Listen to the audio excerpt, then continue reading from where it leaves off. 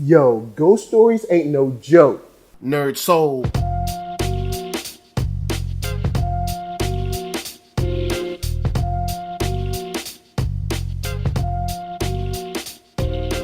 Late Ill Kid at OneYoungsta holding it down, bringing that StreetGeek and NERDSoul. What is up, my people, today? Oh yeah, we're coming with another wonderful episode of NERDSoul on screen. That's right, we got hip hop, we got geek. So let's get it going so we can catch up before tonight. Of course, Cloak and Dagger.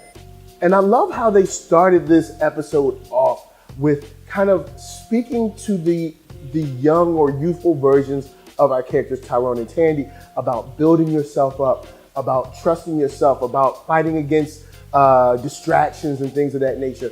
And I believe that it helps, just once again, bring that connection to the people that they've become, or the people that they're still becoming. They're still, still young, but they are starting to come into those roles where they're able to kind of build themselves, be strong on their own, be better than the people that brought them up, things like that. And I just, once again, think that's a great part of this show where they create these nice parallels and great examples of their past, their character, and their interpersonal relationship, and how their kind of like youthful lives connected. I mean, it's really important to have a second to stop and look at the promise of tomorrow.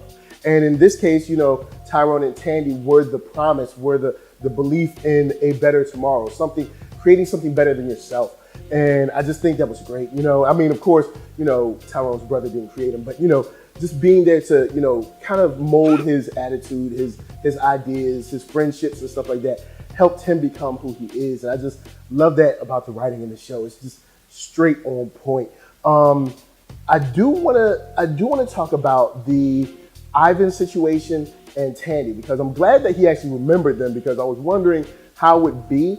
But now that, he's there, he remembers, and also saying to Tandy, like, yo, look, Roxanne is dangerous and a pet.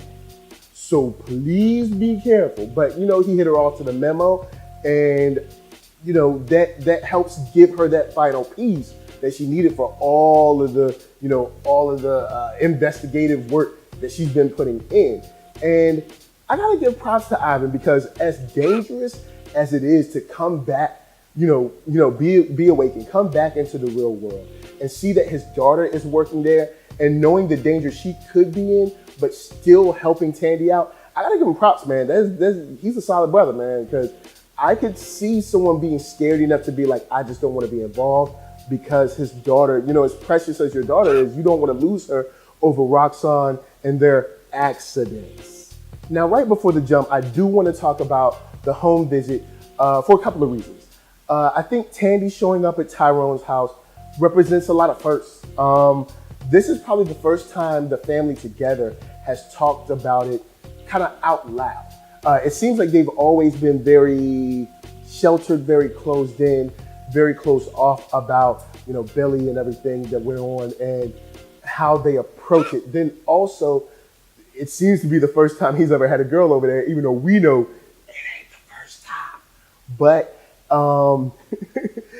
to see how she approached her father's passing, to how they approached their sons and brothers passing, is just so different. And the hurt in their eyes, the hurt on the family on that whole day.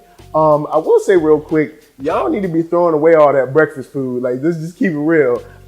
There's some fresh toast, untouched toast, all them scrambled eggs. You think a brother be throwing away scrambled eggs? Y'all better put that in Tupperware. But all I'm saying is, look, don't be throwing away bacon. Just for real. But back to what Tandy did, I don't know if there's gonna be any fallout for stealing that badge and using it. I don't know. I mean, maybe it'll turn up and end up being nothing, but this could be an issue where they kind of like, I guess, come back or come for Tyrone's mom, because they'll look at the badge swipes and be like, you was there, maybe you let her in or something like that. So I wonder if there's gonna be any fallout from that, but I guess we'll see, because we got 2 more episodes left, and I'm so hyped for it. I just can't wait. Now, after the jump, we're gonna get to the wealth of this episode in just a moment. But of course, first, KURO Brand is gonna help us pay them bills.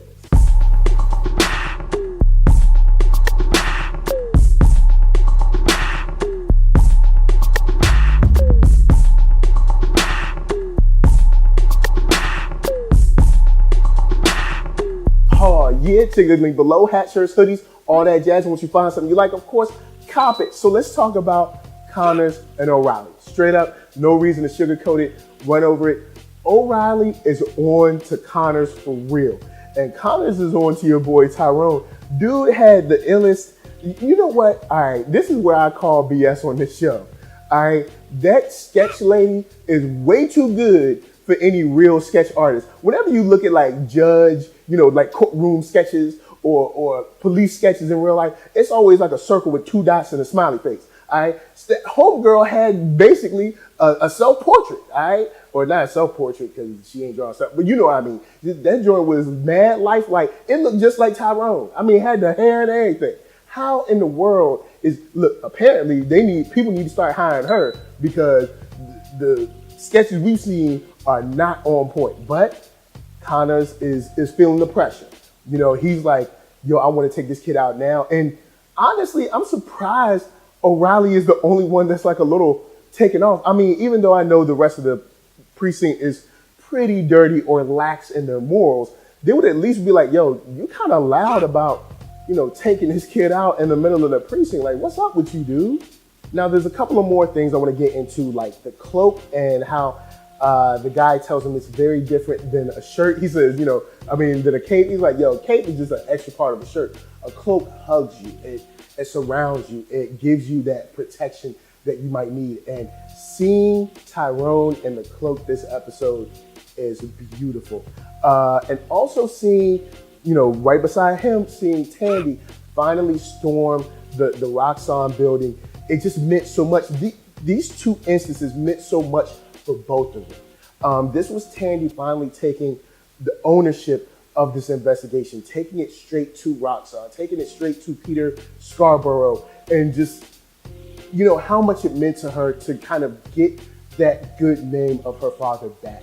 The interrogation and the confession are paralleled, but in very cool ways. On the cloak side, dude definitely has control of his power now. And I love that because we've earned this. This is episode 8 where we're finally seeing him kind of come into his own with his power. And when you look at it in motion, especially in the dark, it is scary. Like, he does definitely move like a ghost. And I love where they got that flashback of saying, like, a ghost isn't about just abject fear. A ghost comes back because they have business to deal with. They have some justice or a wrong to right. And I think it's perfect, man. I think it's perfect for him to take on the form of sort of like a ghost. It's beautiful. It was just so great. And then on, of course, Tandy's side, the way she snuck in, the way she interrogated Peter was perfect. Like, laying out all this stuff. Like, I know you sent that hit woman. I know you did this. I know you did that. And had Peter straight shook. Now, in his shookness, he still was like, look, I give you some money. All this can go away. And before we bounce, I got a quick question. Would you let this go for the money?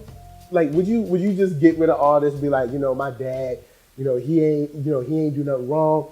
But I'm gonna get rid of this for the evidence. Get rid of this evidence for the money. Would you do that? Would you let that ride? I'm interested to see if you would just let that flow like that. But she's like, no, I want to clean his name. Clean his name. Oh boy. Anyway, you know what I mean. Check it. The most important part, I think, of this episode that comes together is the moment at the shore. When they're holding hands and Tandy sees that everything that glitters isn't gold. But I'd like to tell Tandy, just because everything that glitters ain't gold doesn't mean that it's trash either. And I don't know how I feel about the whole taking the money over the evidence part. I'm not sure. I really don't know. I'm hurt by it, but I know she's hurt, but I don't know. I think she might have made a very quick slapdash judgment that she might pay for later on. But I'll end this off on a very happy note. Of course, when O'Reilly says, when they're talking about the guy's power, and O'Reilly, he was like, can you believe that? O'Reilly's like, oh, that's nothing to me. She was like, back home, because we know she's from New York. She said, did I ever tell you about my friend Misty? I was like, oh, snap. So Cloak and Dagger is connected to Luke Cage and Daredevil and all. I was super hyped. I was glad to see that. Thought it was very cool. But now we have a larger conspiracy to deal with in the precinct because of the way Fuchs was left in his home. So guys, holla at me. I'm gonna holla at you.